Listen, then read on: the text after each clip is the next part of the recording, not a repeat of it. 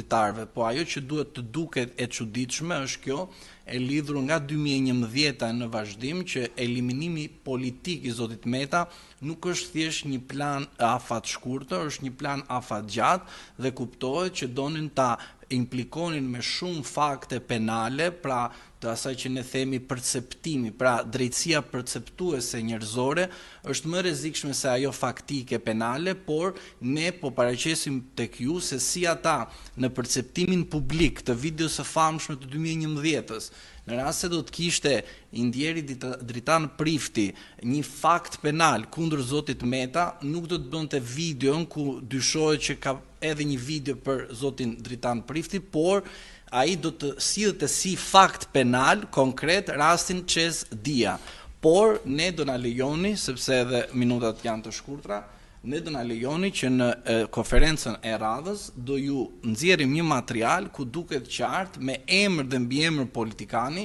i cili do të marri para në dorë nga kjo marrëveshje e famshme që është Qez Dia, që nuk ka lidhje fare i mbrojtjes